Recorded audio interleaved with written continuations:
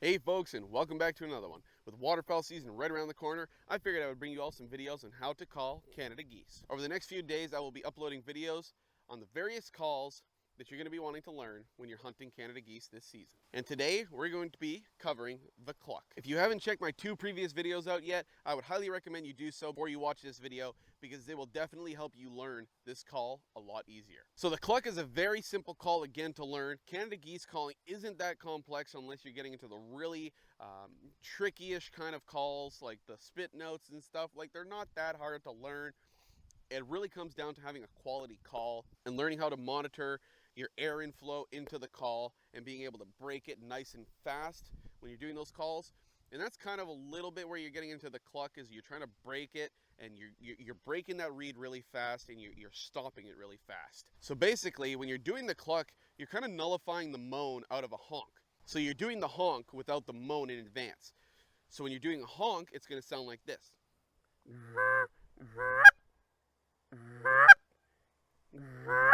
And when you're doing the cluck, you're not actually doing the moan in front of the honk. It's just the honk without the moan.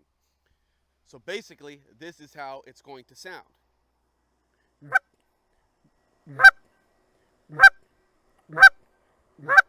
So again, it's a very simple call to do.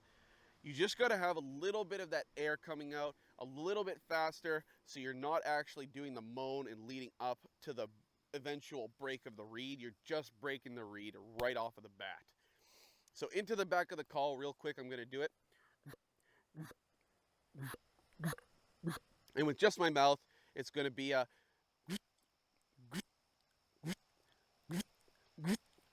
very, very simple. You just got to make sure you have the capacity to actually be able to do a very hard outflow of air at a very short amount of time. I know not a lot of people can do this because they might have like lung issues and stuff, which is completely understandable. And another big thing is making sure that you're kind of narrowing the mouthpiece as much as you can. That's why I put my upper lip sort of into the call. It just tightens the airflow a little bit, which allows for a tighter airflow in there, which is eventually increasing the pressure to break the reed a little bit faster. So again, we're just going to do the cluck a couple times here.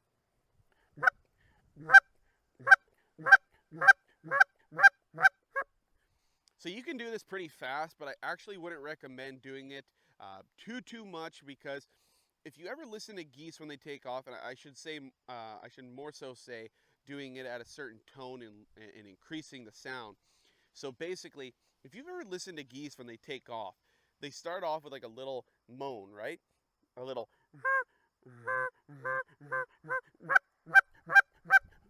And then they increase their sound, so they get louder and louder, and then they eventually lift off. So, like I just did, which I don't think you'd want to do, because, you know, when a flock of geese are coming into land with your decoys, you don't want to be making a sound that the geese are making when they're, you know, wanting to take off. It's similar to the wood duck video I uploaded, where you don't want to be doing the wood duck flight sound. So you want to be making sure that you're doing this call a little bit effectively, but not too much, and making sure you're monitoring the tone. Don't do it from a low pitch up to a high pitch. Keep the pitch the same. Try and keep it not too much, but a little bit faster than you would be doing a honk. So, like I said,